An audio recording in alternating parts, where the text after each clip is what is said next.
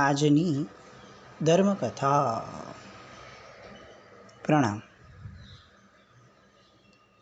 પવનંજય. કેટલાક શબ્દો સખીઓ તરફથી બોલાયા અને કેટલુંક મૌન અંજના તરફથી રખાયું. એ પ્રસંગનો જે રીતે એમણે અર્થ કાઢ્યો પવનંજયે, એ અર્થઘટન એ પ્રેક્ટિકલી જોવા જઈએ તો વિચિત્રતા લાગે, ક્રૂરતા લાગે. સાવ સામાન્ય વાત ઉપર છેક લગ્ન ન કરવા સુધીના નિર્ણય પર પહોંચી જવું, કોકની પર એવો આક્ષેપ મૂકી દેવો કે એના મનની અંદરમાં કોઈ બીજો વસે છે. આ બધી ઘટના એ અંદરના કશાયોની બળવત્તરતા સૂચવે છે. જીવ જ્યારે પોતાના મન ઉપર કાબૂ નથી રાખી શકતો અથવા મનને કાબૂમાં રાખી દુષ્ટ વિચારોને અટકાવવાની ક્ષમતા નથી ઊભી કરતો, તો એ બધી મુશ્કેલીઓ, એ બધા સ્વભાવો એ પોતાને તો ઠીક, બીજાને કેટલા નુકસાનકારી બને છે એ પવનંજય અને અંજના પરથી ખ્યાલ આવે છે. અંજનાનો વાંક શું? લગ્ન ન કરવા બાબતમાં પવનંજય જે નિર્ણય લેવા માંગે છે એમાં અંજનાનો તો એકચ્યુઅલી કોઈ રોલ પ્લે જ નથી. એને તો બિચારીને ખબર પણ નથી કે આવી રીતે પવનંજય આવ્યા હતા. એને એ ખ્યાલમાં પણ નથી કે એનું મૌન એ એની માટે જિંદગીભર માટે સુખનું મૌન બનવાનું છે. અને આ બાજુ પવનંજયને પ્રહસિત સમજાવી રહ્યા છે કલ્યાણ મિત્ર તરીકેની ફરજ શું હોય. ગમે તેવો પ્રભાવશાળી અથવા શક્તિશાળી વ્યક્તિ હોય, પણ જો એ ખોટું કરતો હોય અને આપણો મિત્ર હોય તો કેટલી સ્પષ્ટતા અને વેધકતા સાથે એને સમજાવવું જોઈએ, ક્યાં સુધી એને સમજાવવું જોઈએ, એ બધું પ્રહસિત આપણને શીખવાડી રહ્યા છે. ધારત તો પવનંજયને કહી શક્યા હોત કે જી રાજકુમાર, તમે જે કરો એ બરોબર જ હોય, પણ નહીં. પોતાના તમામ વિચારોને બહુ જ સ્પષ્ટપણે કહેવાની ક્ષમતા ખરા અર્થની અંદરમાં જો કોઈની હોય આ જગતમાં, તો એ કદાચ પરિવાર પણ નથી, એ મિત્ર છે. કે જ્યાં સમાનપણું વર્તાય અને એટલે જ મૈત્રીનો દાવ, મૈત્રીનો ભાવ એ શ્રેષ્ઠતમ ભાવ છે.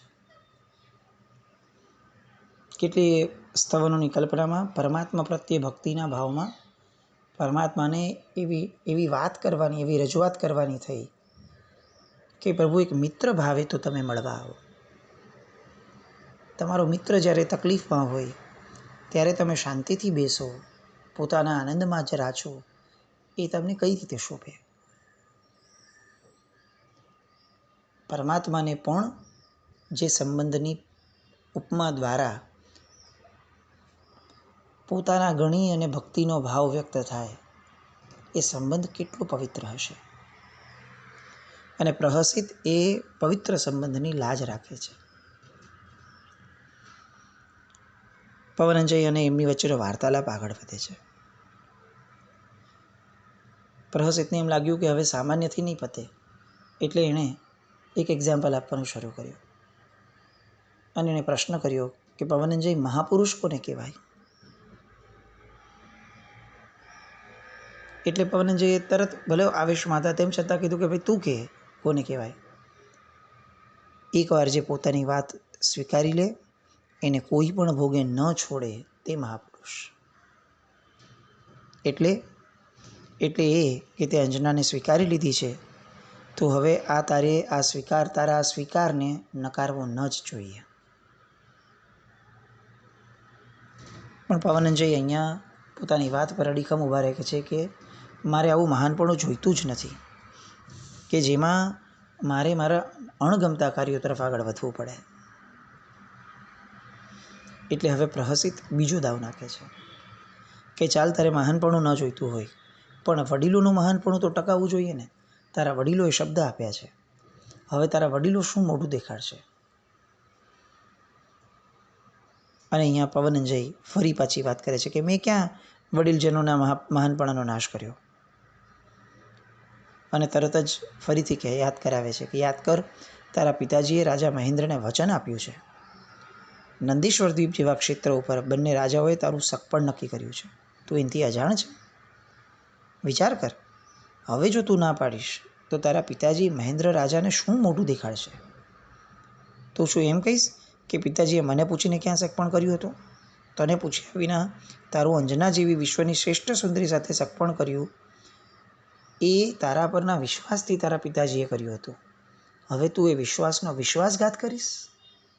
આ જગતનો સૌથી કનિષ્ઠ વ્યક્તિ જો કોઈ હોય તો એ છે વિશ્વાસઘાતી. તું આવો વિશ્વાસઘાતી બનીશ? પ્રહસિતનો આ દાવ એકદમ વિધક રહ્યો. છેક સુધી લડવાની ભાવનાથી જાણે આ પ્રહસિત ઊભો હોય એ રીતે એક એક દાવ નાખે છે. એક ફેલ ગયો તો બીજો, બીજો ફેલ ગયો તો ત્રીજો. જ્યારે આપણને કોઈ વ્યક્તિ પ્રત્યે લાગણી હોય ને ત્યારે પ્રયત્નોની કચાશ ક્યારે પણ આવી જ ન શકે. જ્યાં આપણને પ્રયત્નોની કચાશ વર્તાય ત્યાં સમજવું કે યા તો સામાએ આપણને ઉપેક્ષિત ભાવમાં રાખી દીધો છે અને યા તો સામાએ આપણી પ્રત્યેના સ્નેહમાં બહુ જ કચાશ રાખી હતી.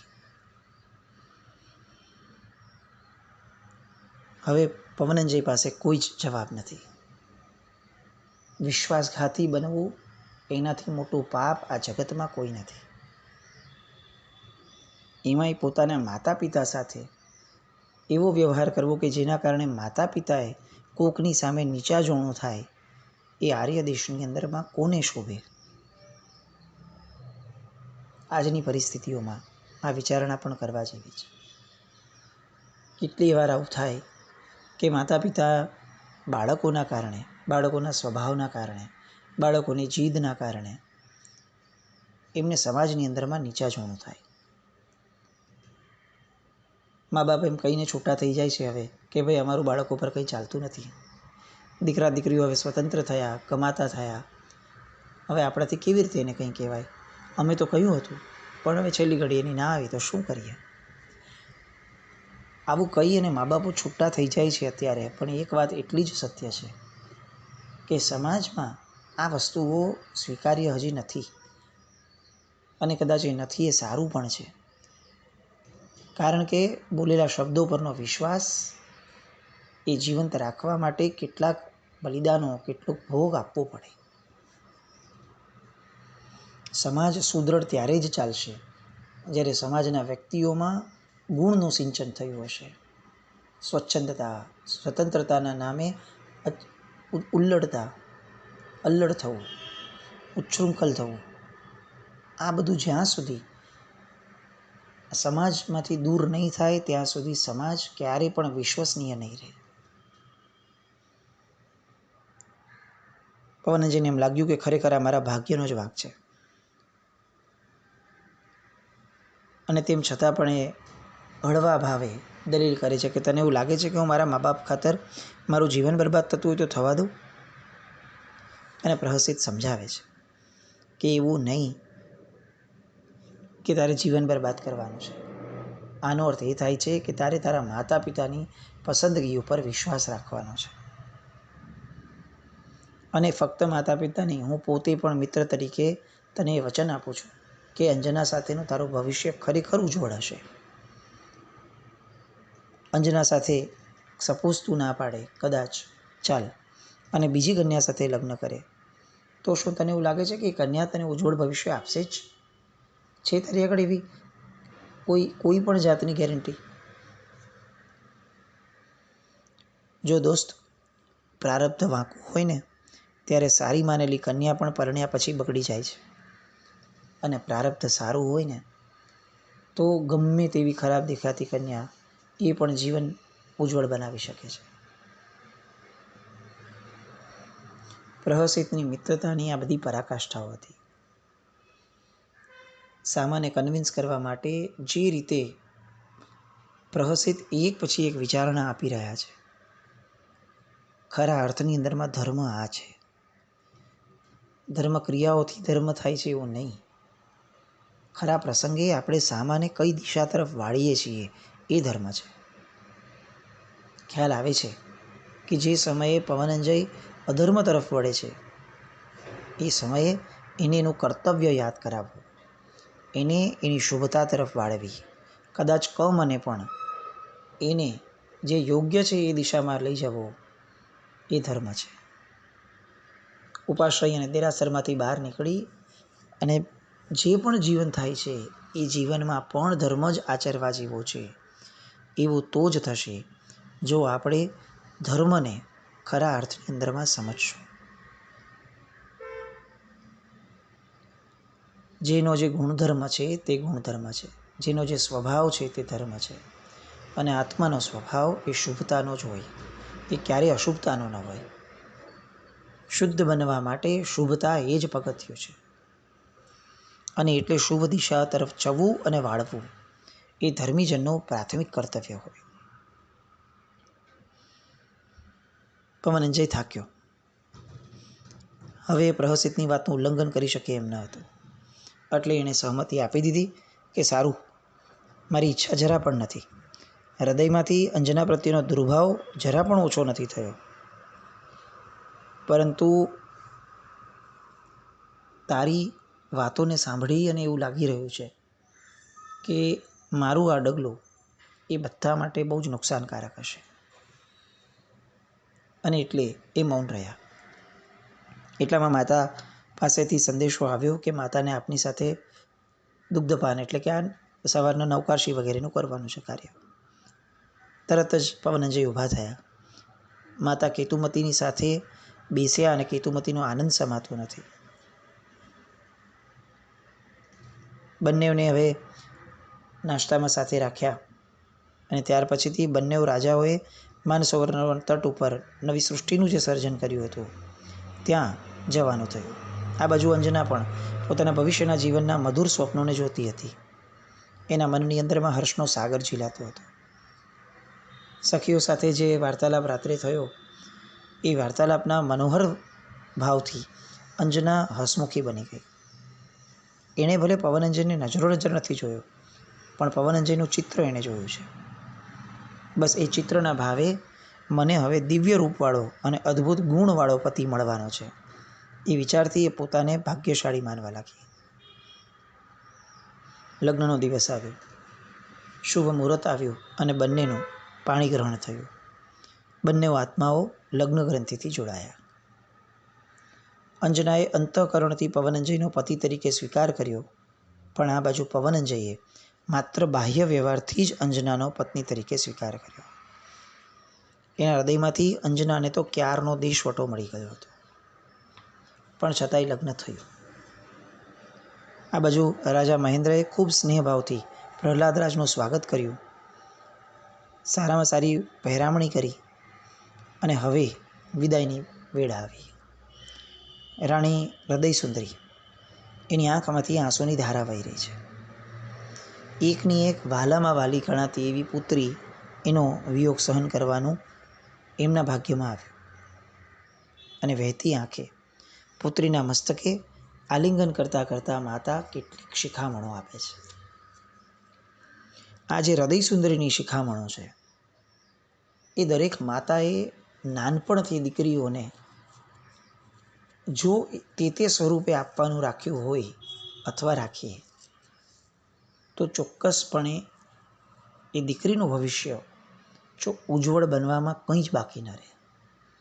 અંજના સુંદરીના જીવનમાં આગળ આપણે જોશું કેટલા ભયાનક દુઃખો આવે છે, અને તેમ છતાં આ બધી પરિસ્થિતિમાં આ દીકરી અડીખમ ઊભી રહી, કારણ કે એની માતા તરફથી એનું જે ઘડતર થયું હતું એ ઘડતરની શરૂઆત જ એ પ્રકારની હતી કે અંજનાનું મગજ, એનું મન એ એટલી બધી સ્ટેબિલિટીવાળું રહે, એટલી બધી સમજણવાળું રહે કે ગમે તેવી પરિસ્થિતિમાં પણ એને ઊની આંચ ના આવે. એ શિખામણો આપે છે લગ્ન વેળાની, લગ્ન પૂર્વેની, લગ્નમાંથી વિદાય થાય એ પૂર્વેની. નંબર 1, તારા સસરાને તું પિતા તુલ્ય ગણજે. તે આજ સુધી તારા પિતાને જેટલો પણ પ્રેમ આપ્યો છે, કારણ કે દીકરી એ હંમેશા પિતાની હોય, અને એટલે દીકરીને સૌથી વધારે જો કોઈ જીવનમાં વાલું હોય તો એ પિતા હોય. કદાચ હજી આગળ વધીને એમ કહી શકીએ કે દીકરી જ્યારે પોતાની માટે પોતાનો વર શોધે અથવા પોતાનો જીવનસાથી પણ શોધે, મિત્ર પણ શોધે, ત્યારે નાનપણથી એના મનમાં એક છાપ હોય છે કે એ સામા વ્યક્તિમાં, સામા પુરુષમાં પોતાના પિતાનો પડછાયો શોધે. પિતા દ્વારા મળેલી સિક્યોરિટી, પિતા દ્વારા મળેલી હૂંફ, પિતા દ્વારા પોતાના તમામ પ્રસંગોમાં જે રીતે પોતે સચવાઈ ગઈ છે, બસ આવું કંઈ પ્રતિબિંબ એ સામા પાત્રમાં શોધતી હોય છે.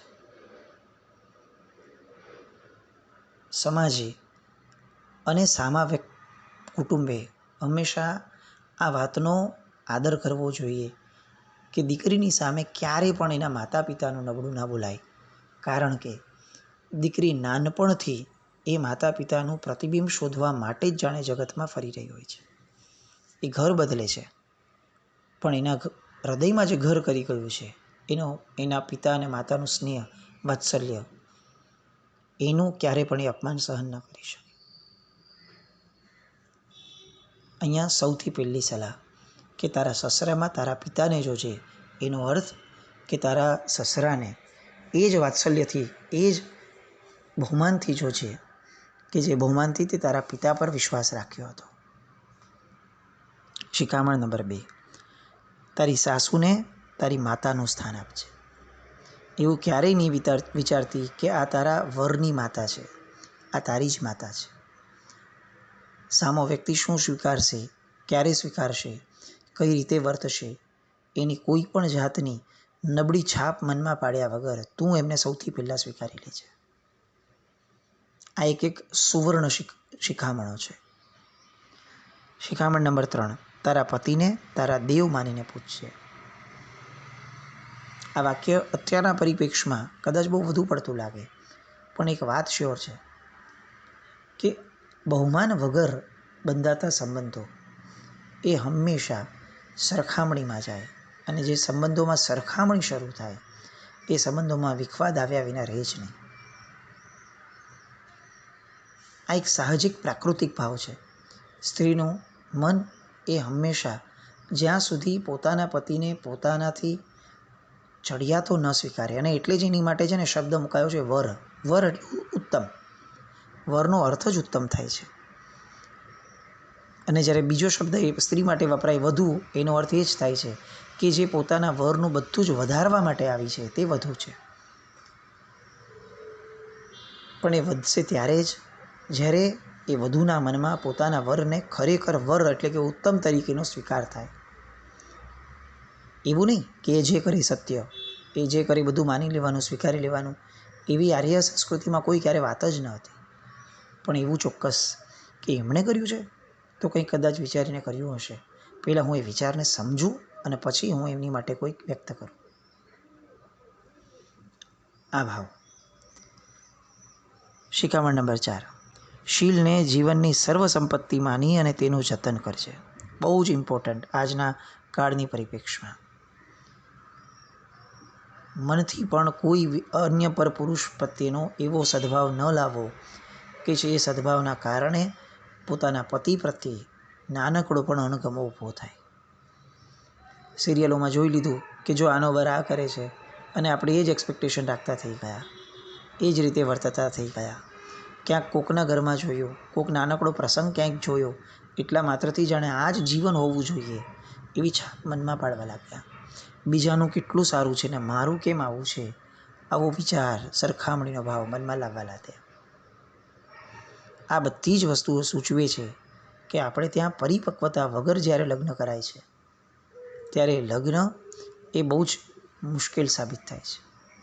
એ કદાચ નિભાવાઈ જાય જીવનભર માટે, પણ માતા તરફથી જો ઘડતર નથી થયું પુત્રીનું, તો એ લગ્ન જીવનની અંદરમાં એના સંસ્કાર અને સામે પક્ષના સંસ્કાર એ બંને ટકરાવાના કારણે એક નવો કુસંસ્કાર જન્મે છે. જે કુસંસ્કારમાં આગળ વધતા વધતા જે બાળકનું સર્જન થાય એ પણ આ સમાજ માટે ભારરૂપ બને છે.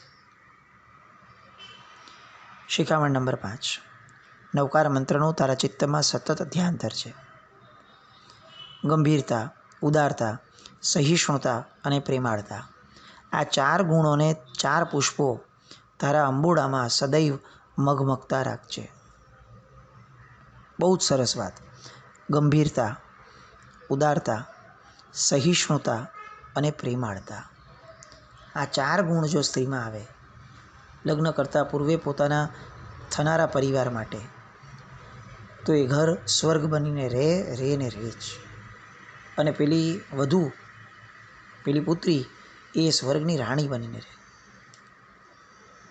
ભોગ આપનાર માણસ જ પૂજાય છે એ આ જગતનો અકાટ્ય નિયમ છે. શિખામણ છેલ્લી, તારા પતિને પરમાત્મા શ્રી જીનેશ્વર દેવના આજ્ઞાથી, એમના ઉપદેશથી રસાયેલી રાખજે.